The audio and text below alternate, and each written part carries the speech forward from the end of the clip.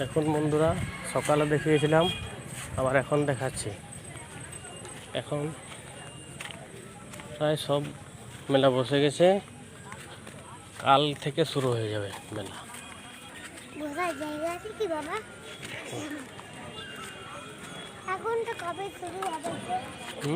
আগুনটা কবে শুরু হবে? এখন শুরু হবে?